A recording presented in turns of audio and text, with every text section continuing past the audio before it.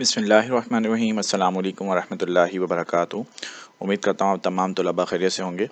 आज की वीडियो आप सब के लिए इंतहाई अहम है, ख़ास तौर पे हमारे क्लास 9 के वो तलबा जो कि बोर्ड के इम्तहानात में शरीक हो रहे हैं। तो आपके लिए कुछ ख़ास हिदायत आज की इस वीडियो में मैं अर्ज़ करूँगा, जिसको आपने ना सिर्फ तवज्जो सुनना है बल्कि अपने दोस्त अहबाब तक भी पहुँचाना है। बेटा सबसे पहले ये कि आप पेपर देने के लिए सेंटर्स में जाएंगे। सेंटर्स से मुराद ये है कि आपने किसी दूसरे स्कूल में जाना है, और इसमें कोई ज़रूरी नहीं कि जो आप प्राइवेट स्कूल की सहूलियात में आज तक पढ़ते आए हैं तो आपका सेंटर किसी प्राइवेट स्कूल में हो, वो गवर्नमेंट स्कूल में भी हो सकता है, जहां ये भी मुमकिन है कि सहूलियात के फुकदान से भी आपको सामना करना पड़े। तो इसलिए ज़रूरी है कि आप अपने साथ पानी की एक बॉटल लाजमी रखेंगे।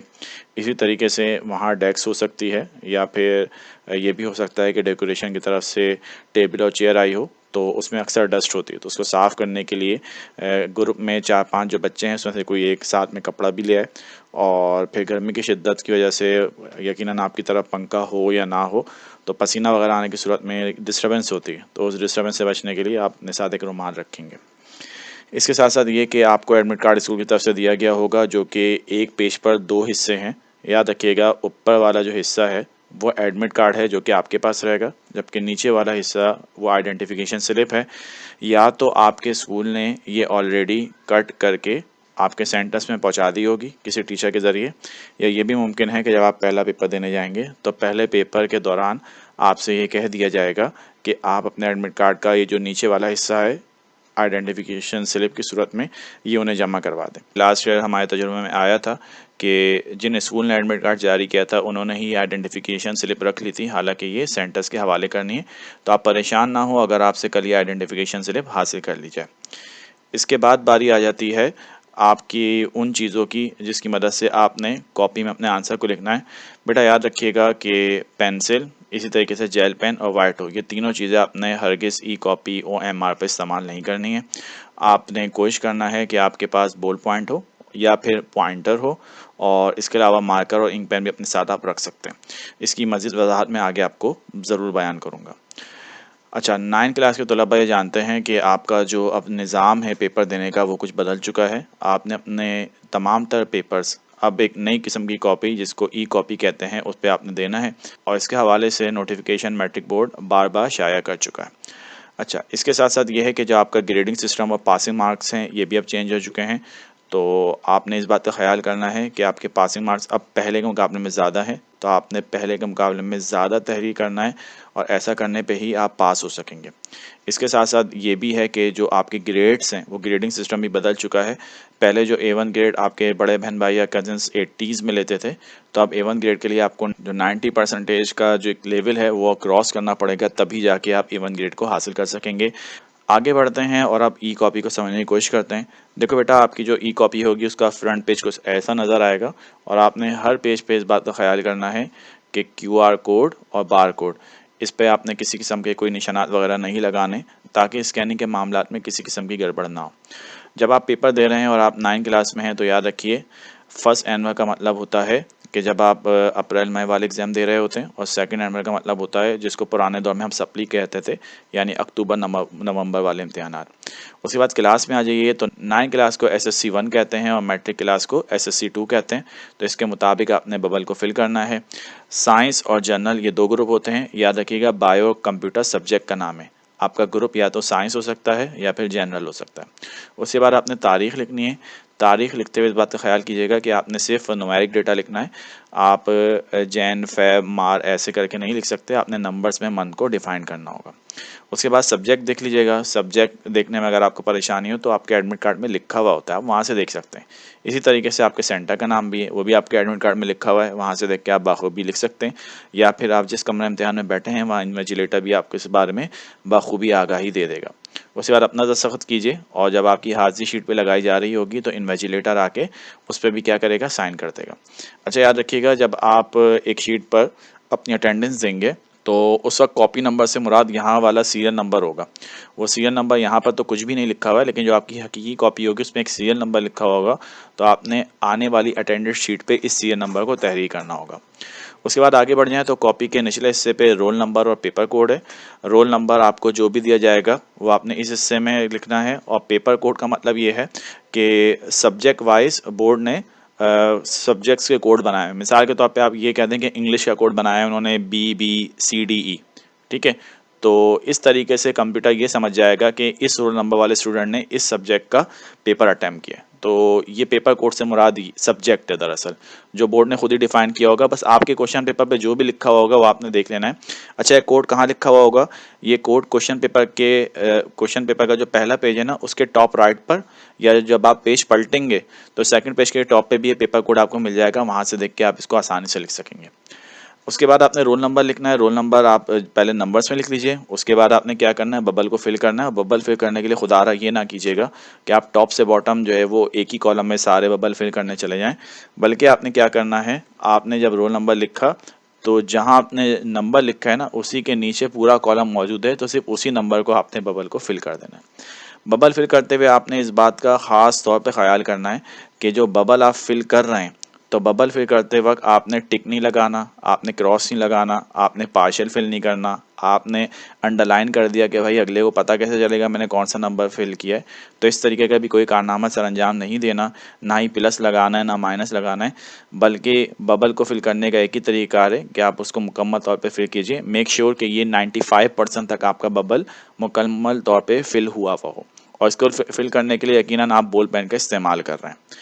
उसके बाद आ जाते हैं, ये आ जाती है आपकी OMR शीट, जिस पर आप MCQs अटैम्प्ट कर रहे हैं। तो MCQs अटैम्प्ट करने के लिए भी आपने इस किस्म के किसी निशानात का इस्तेमाल नहीं करना, या फिर आपने ऐसे भी नहीं करना कि आपको 5 का ऑप्शन C सही लग रहा है, फिर आपको याद आया नहीं C तो मैंने गलत मार्क कर दिया, अब इस पर वाइटो लगा दूँ और अब D वाला जो है बबल वो फिल कर दूँ। तो वाइटो नहीं लगाइएगा, इससे यकीनन आपकी कॉपी पे एम्बोस क्रिएट हो जाएगा, जो कि स्कैनिंग में हो सकता है स्कैनर मशीन में पेज फंस जाए और इस पे पेपर को नुकसान हो, जिससे आपके मार्क्स पे भी यकीनन फ़र्क आ सकता है। इसी तरीके से यही टिक लगाना माइनस लगाना ऐसा कोई काम नहीं करना है आपने, या पेपर में 12 MCQs हैं तो 20 यूँ दिए हुए हैं तो आपकी शान में गुस्ताखी हो गई तो आपने ये इजाफी हिस्सा कैंसिल कर दिया। तो बराए करम इस किस्म के तमाम कारनामों से आपने परहेज़ करना है। आपके 12 MCQs हैं, जो भी आपको आंसर लगता है सही वो आपने इस तरीके से इसमें मार्क कर देना है। ठीक है, मार्क करने का मकसद क्या है, बबल को आपने फिल कर देना है। बेहतर यही है कि आप MCQs वाला पेज यानी OMR शीट भी जब आप अपने MCQs के आंसर से बबल फिल कर रहे हैं तो आपने बोल्ड पॉइंट या फिर पॉइंटर का इस्तेमाल करना है। ख्याल कीजिएगा कि OMR शीट आपकी कॉपी में एक ही दी गई है, इसमें इंक ना फैले, ये फट ना जाए, क्योंकि ऐसा होने की सूरत में यकीनन ये चेक होने के लायक नहीं रहेगी, जिससे आपके नंबर डिडक्ट हो सकते हैं। उसके बाद आ जाते हैं कॉपी की तरफ। देखो बेटा, कॉपी कुछ इस अंदाज से होगी जिसके टॉप पर यकीनन आपके सामने लिखा हुआ है कि आप कौन सा क्वेश्चन नंबर करना चाहेंगे। जो क्वेश्चन नंबर लिखेंगे उसी के साथ बबल को भी फिल कर देंगे। अच्छा, एक पेज पे एक शॉट होगा, इस बात का अपने ख्याल करना है, एक पेज पे 2 शॉट नहीं करने, सही है। तो एक पेज पे एक ही शॉट होगा, और शॉट अटैम्प्ट करने के लिए आप वो नंबर भी लिखेंगे और नंबर के साथ बबल को भी फिल करेंगे। तो अगर आप क्वेश्चन नंबर 2 कर रहे हैं तो आप यहाँ 2 लिख दीजिए, बबल को फिल कर दीजिए। तो इसका मकसद कंप्यूटर समझ गया है कि इस पेज का इस्तेमाल किया जा रहा है कि तालिब इल्म क्वेश्चन नंबर 2 को अटैम्प्ट कर रहा है। अगर मैथ का पेपर होगा तो बेफिक्र रहिएगा, आपको ग्राफ भी दिया जाएगा, इसमें आप ग्राफ बना सकेंगे। हेडिंग्स यकीनन आपने नहीं डालनी। ये बात समझ में नहीं आती कि बच्चों को गाइड भी किया जा रहा है कि आपने कोई सेक्शन B सेक्शन C की हेडिंग नहीं डालनी। इससे कुछ भी नहीं होता, किसी को नहीं जानना आप क्या कर रहे हैं, क्योंकि ऑलरेडी चेकर को एग्जामिनर को ये पता है कि क्वेश्चन नंबर 2 से आपका सेक्शन B स्टार्ट हो जाएगा, ठीक है, जो कि क्वेश्चन नंबर 12 13 या जहाँ तक भी है वहाँ तक वो जा रहा है, उसके बाद सेक्शन C स्टार्ट हो जाएगा। आपने सिर्फ आंसर लिखना है, और हेडिंग एक लाइन से ज़्यादा की आपने डालनी भी नहीं है, बस एक लाइन की आपने हेडिंग डालनी है, जिसके लिए आप बस पहली लाइन इस्तेमाल कर लें। और आप यकीनन स्कूल के पेपर दे चुके हैं प्रीलिम्स की फॉर्म में, तो आपको आइडिया हो चुका होगा कि आप हेडिंग के साथ अपने आंसर को कितनी लाइनों में मुकम्मल कर सकेंगे। इसी तरीके से जो कट लाइन है, ख्याल कीजिएगा कि कट लाइन से बाहर कोई भी टेक्स्ट ना आ जाए, क्योंकि वो स्कैनिंग के दौरान ये वाला पार्ट कट हो जाएगा, तो आपने जो इंपॉर्टेंट इन्फॉर्मेशन लिखी है बाउंड्री के बाहर, फिर वो भी कट हो जाएगी और वो चेक होने से महरूम रहेगी। इसके बाद हम एक सॉल्व मॉडल कॉपी आपके सामने रखना चाह रहे हैं, ताकि आपको आइडिया हो जाए आपने किस तरीके से पेपर को अटैम्प्ट करना है। देखें, ये आपका पहला पेज आ गया, ठीक है, जिसमें आपने अपनी इन्फॉर्मेशन फिल की है। उसके बाद ये आ जाता है आपका OMR शीट वाला, उसके साथ नॉट फॉर यूज़ पेज है, उसको बिल्कुल इस्तेमाल ना कीजिएगा, रफर भी ना कीजिएगा। दैन उसके बाद ये केमिस्ट्री 2025 का पेपर है, जो कि सॉल्व करवाया गया था तलबा से, ताकि वो ये समझ सकें कि ई कॉपी में जब वो आंसर लिखेंगे तो उन्हें कितना स्पेस चाहिए, किस तरीके से वो अपने आंसर को तहरीर कर सकेंगे।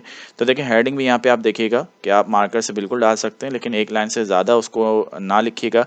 बस जो चीज़ आप पेन से लिख रहे हैं ना, बस समझे वही चीज़ आप मार्कर से लिख रहे हैं। तो हेडिंग में बहुत ज़्यादा लाइनों का इस्तेमाल नहीं करना है, बहुत बड़ा फ़ॉन्ट इस्तेमाल नहीं करना है, तो आप हेडिंग अच्छे तरीके से यहाँ लिख सकेंगे। तो ये देख लीजिए किस तरीके से काम हुआ है। और साथ साथ ये भी ध्यान रहे कि क्वेश्चन नंबर और फिर क्वेश्चन नंबर के मुताबिक बबल को भी फिल किया गया है। अच्छा, ये आ जाते हैं लॉन्ग, और लॉन्ग में डायग्राम बनाने के लिए वैसे तो पेंसिल इतनी ज़्यादा रिकमेंड नहीं है। आप मेक श्योर कि आप जो डायग्राम बना रहे हो उसको आप पेन से अंडरलाइन कर दें ताकि वो वाज़े तौर पे स्कैन में आ सके। पेन से अक्सर स्कैन में अच्छी नहीं आती, तो इस वजह से आप उसको में पेन से उसको अंडरलाइन ज़रूर कर लीजिएगा। तो ये लॉन्ग क्वेश्चन भी आप देख लीजिए, बआसानी 2 पेजेस में आ जाएंगे। ठीक है। अच्छा बेटा, ये बात याद रखिएगा कि आपकी कॉपी में 20 सफ़ात हैं, और 20 सफ़ात में आपका इस्तेमाल क्या होगा? आपका इस्तेमाल 8 पेजेस हो जाएंगे शॉर्ट के लिए, और 4 लॉन्ग करने हैं तो 1 लॉन्ग अगर आप 2 पेज में करते हैं तो 8 पेज आपके लॉन्ग में इस्तेमाल हो जाएंगे। तो आप 20 में से 16 पेज इस्तेमाल कर लेंगे तो आपके पास अभी भी 4 पेजेस बचेंगे। इन 4 पेजेस का फ़ायदा ये है कि सेक्शन बी में अगर आपने 1 से 2 शॉर्ट गलत कर दिए या आपको पसंद नहीं आ रहे तो आप उसका रीटेक ले सकते हैं। तो 4 में से 2 पेज तरीके से आप इस्तेमाल कर सकते हैं, और फिर 2 पेज जो मज़ीद बचे हैं इसमें ये ऑप्शन आपके पास मौजूद होगा कि अगर आपने एक लॉन्ग किया और लॉन्ग पे आपको एतमाद नहीं है कि यार ये 6 नंबर नहीं, इसमें तो मेरे 3-4 नंबर आएंगे, मुझे फ़लाँ लॉन्ग कर लेना चाहिए, तो ये बच जाने वाले पेजेस इस तरीके से आपको फैसिलिटेट कर सकेंगे कि आप एक लॉन्ग भी, जो कि अगर आपको लगता है पीछे आपने सही नहीं किया, तो आप उसको दोबारा यहाँ पर अटैम्प्ट कर सकें। तो मेक श्योर 16 पेज आपके तो यूज़ होंगे ही होंगे अगर आपको पूरा पेपर आता है। 4 पेज बच जाएंगे जिसमें आप किसी भी किस्म का इस्तेमाल कर सकते हैं, अपने शॉर्ट को रिपीट कर सकते हैं अगर करना चाह रहे हैं, और लॉन्ग भी आप दोहरा सकते हैं। तो समझ में आता है कि आप 2 शॉर्ट या 1 लॉन्ग ये आप रीटेक कर सकते हैं, इतना स्पेस मौजूद है। अच्छा, उसके बाद जो इंक पेन के हवाले से बात है, अब ये बात समझना मुश्किल है और पता नहीं ऐसा क्यों है कि ये जो सारा के सारा सिस्टम चलाया जा रहा है ना, ये फेडरल बोर्ड इसको फैसिलिटेट करता है तमाम बोर्ड्स को, और अपनी टेक्नोलॉजी प्रोवाइड करता है। आप गूगल पे जाइए और वहाँ लिख दीजिए FBISC टॉपर कॉपीज़, यानी federal board of intermediate and secondary education. ये उन बच्चों की कॉपीज़ हर साल अपलोड करते हैं जिन्होंने अपने सब्जेक्ट में अच्छे मार्क्स लिए होते हैं, या नुमाया मार्क्स लिए होते हैं, या नुमाया पोजीशन हासिल की जाती है। तो यहाँ आपके सामने एक पेज खुल जाएगा, तो मैं आप लोग को ज़रूर रिकमेंड करूँगा कि आप इनके पेज पे जाएँ, कॉपीज़ को डाउनलोड करें और ज़रा देखें। वो कोई ऐसी बात नहीं है कि आपने लाजिम व मलजूम है कि बॉल पॉइंट यूज़ करना, आप पॉइंटर भी यूज़ कर सकते हैं, आप इंक पेन भी यूज़ कर सकते हैं, बट मेक श्योर कि आपका इंक पेन की इंक अच्छी हो और वो थोड़ा थिक लिखता हो।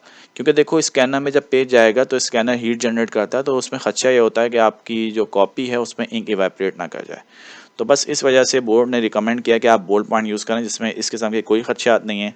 सेकंड ऑप्शन आपके पास पॉइंटर है कि आप पॉइंटर का इस्तेमाल कर लें, और थर्ड नंबर पे आपका इंक पेन पे हाथ सेट है, आप उसको भी इस्तेमाल कर सकते हैं।